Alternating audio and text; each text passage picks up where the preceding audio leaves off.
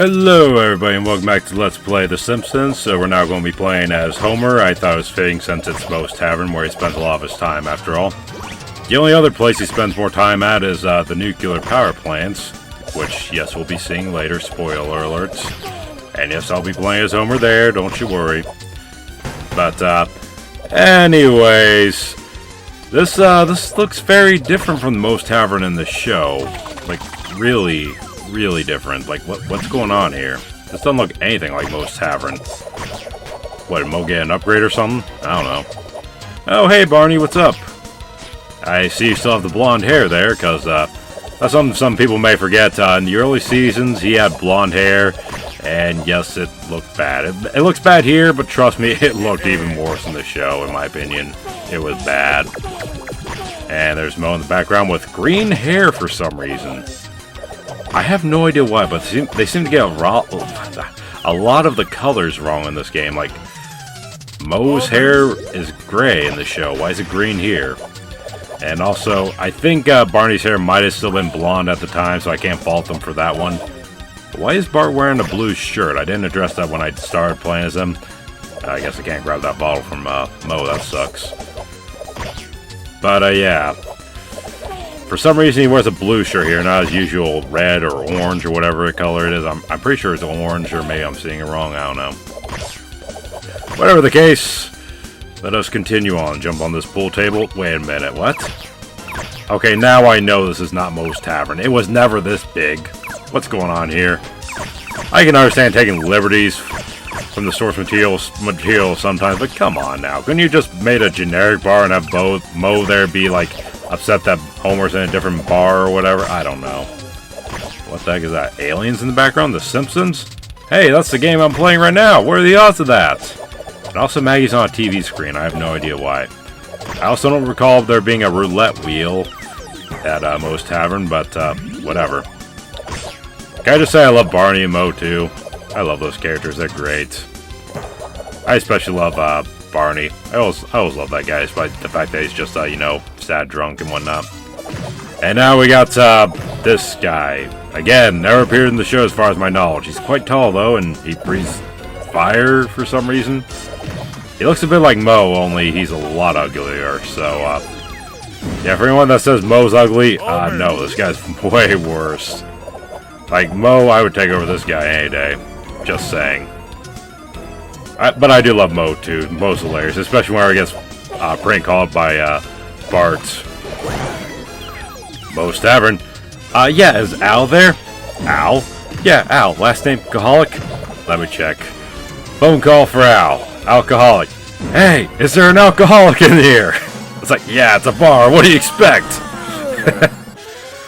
Oh, man. Oh, classic Simpsons, how I miss you. Alright, but now we move on to...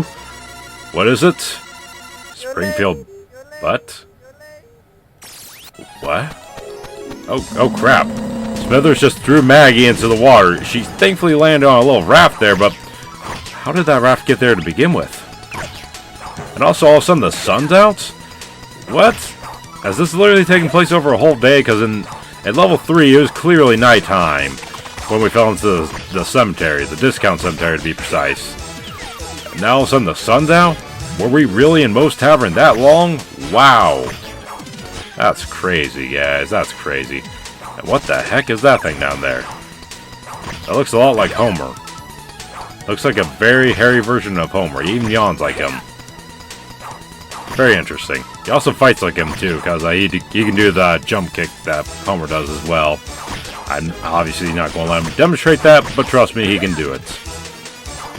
Maybe he'll do it later, but also avoid that beehive over there. Because if you hit that beehive, those bees will attack you, and it's no good. Yeah, there's the attack I was talking about. There it is again. How ironic. I say I'm not going to let him demonstrate, and then he ends up demonstrating it anyways.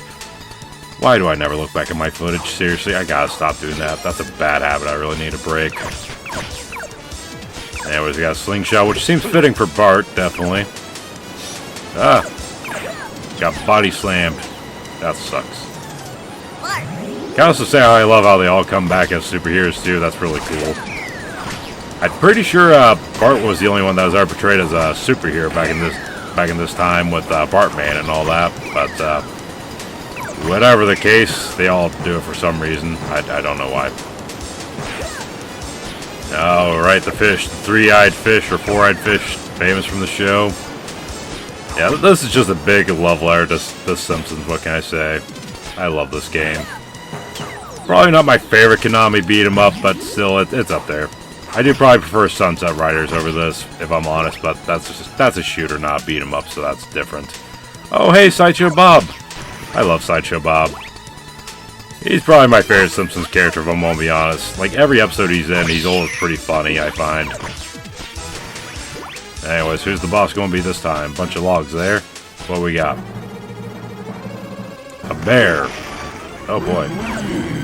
I guess it makes sense, considering the location and all, but this is definitely probably one of the harder bosses, because every once in a while some rocks will fall down. Usually when you knock them down, 2 rocks will fall down, and you just gotta watch where they're coming from. Also, that roll attack is really hard to avoid, I find, because it's like you're trying to attack him, but then all of a sudden he just rolls up to the ball and hits you, and it's just, it can be annoying. But this is a fun boss, in my opinion. It's actually one of my favorites, if I'm gonna be honest. I like that there's actually something to dodge for once, you know, with the rocks. Like, yeah, they can be kind of hard to avoid sometimes if you're not paying attention, but whatever. I like the idea of having something to avoid and having a little something extra. I like that. But, best boss in the game is probably the final boss, if I'm honest. It is hard. It is a money stealer, as all arcade games were back in the day. But it's still fun and satisfying, so, yeah. But, anyways, this guy's pretty simple. I got really nothing to say about him. Just keep wailing on him. But I can say that about pretty much all the bosses, and yeah, he just said that. Who the hell are you? I'm not Yoshi. Don't you know me, Bart? Uh-oh, there's Maggie. Swim after... Yeah, good idea. Use the skateboard as a surfboard. Oh, crap. Waterfall. No!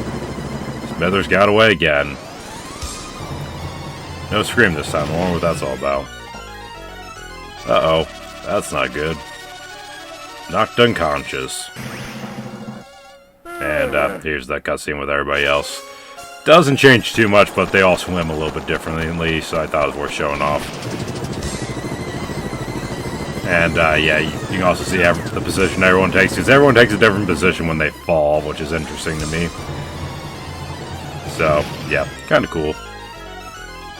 Yeah, for just such a simple beat 'em up, they do put a lot of care into this game, so I appreciate that.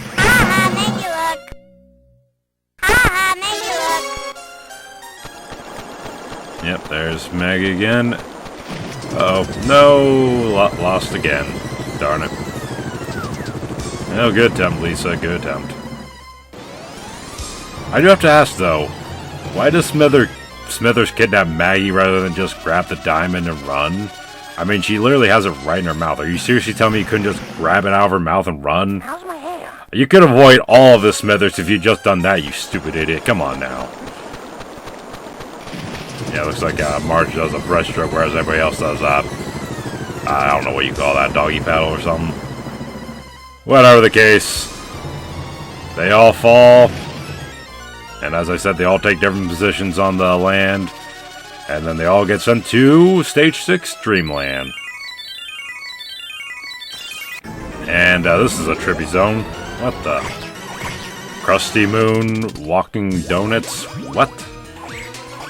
Yeah, this is definitely the most trippy stage in the game. Whoa. Hit by an actual falling star. What are the odds of that? Oh man, a donut that shoots donuts. Where have you been all my life? I need you in my life. Seriously, I love donuts. Bunch of March heads that just pop up and hit you. A bunch of saxophones. One interesting thing to note is if you actually have 4 players, then if I recall correctly, 4 saxophones appear rather than 2, so... I just found that kind of interesting, because I did watch a 4-player playthrough, so I could watch all the cutscenes with the whole family there. And it is interesting how things can change up a little bit. And I just wanted to demonstrate that. Yeah, you can pick up the letters from Maggie and throw them at the enemies, so that's kind of cool. And of course, those are the same suits that Homer's wearing in the intro to The Simpsons, so that's cool. They have the same, I don't know what you'd call that. nuclear piece that he has that ends up falling in his shirt on as he leaves the power plant for the day. So again, a lot of attention to detail. I like that. Springfield nuclear power plant. We'll be seeing the real one later, but pretty cool to see it represented in the Dream World. I didn't point it out earlier, but earlier we saw Springfield Elementary where Bart and Lisa go. So again, great attention to detail. You can tell whoever made this game really loved The Simpsons and was a fan of what it was at the time. So what do I think of The Simpsons? I personally would go as far as say The Simpsons is one of the greatest shows of all time, and now we got these Devil Barts. And pay attention to that. Did you notice that? When Marge got shocked there, it looked like she almost had skeleton ears in her. Notice that? That makes me wonder, is that why her hair's so long? Because she's trying to hide that she's actually one of those creatures from Binky? I don't know. Maybe. Maybe it's just meant to be a reference. It's not actually in the show. I don't know. I just thought I'd point that out. But anyways, let's talk about The Simpsons for the show itself. I think it's one of the greatest shows of all time, in my personal opinion. Because when The Simpsons was well written back, when it first started and whatnot, my God, it was some of the best television you could see. Not just back then, but even to this day, in my opinion. And, it was funny. It could be, it could also have tear-jerking moments and whatnot. Like, one of my favorite moments from the entire series, personally, is actually the episode where they talk about how Maggie was born and whatnot. Because, small spoiler alert in case you haven't seen that episode, but basically Homer, was ready to leave the nuclear power plant, and he did. He went to the Bolorama, his dream job, and he was so happy there. But then all of a sudden he hears Marge is pregnant, and they're having another baby.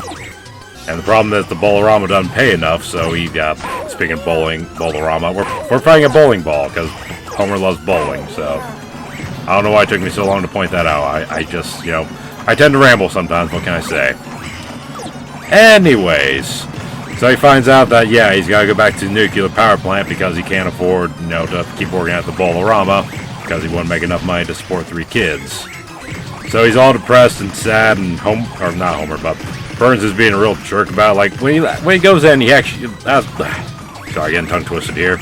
He literally has to crawl on his knees through a door, so Mr. Burns can just say, "Came crawling back to me, eh?"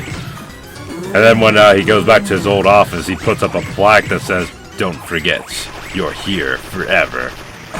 And don't get too close to the bowling ball, because that can happen. I don't think that damages you or anything like that, but does knock you into the screen, so yeah. Just thought I'd point that out. And it's like, you feel so bad for Homer in that episode. It's like, you just want to see him succeed at his dream job and keep his dream job. Unfortunately, he can't. It's heartbreaking. But then, at the end of the episode, Maggie's born, and here's another bonus stage. Hey, wake up and find Maggie. Ready? See, I just hit the buttons again. But anyways, it ends with Maggie's birth, and then at the end, Lisa's like, "So you loved her from the very start?" He's like, "Yep, sure did." "Then why no pictures?" "Oh, there are pictures. I keep them where I need the most cheering up." And that just happens to be his office, and he put up a bunch of pictures so that covers up the plaque, so that spells out instead for "Don't forget, you're here forever." It says "Do it for her," and it's like, every time I see that moment, I almost cry every time, because it's just so sweet. It just goes to show how great Homer was as a father back in the day, because all he wanted to do was make his family happy, and I can respect that. But anyways, folks, that's going to do it for me, so thank you all for watching, and next time I'll be playing Stage 7, Channel 6. Why it wasn't Stage 6, I don't know, but see y'all then.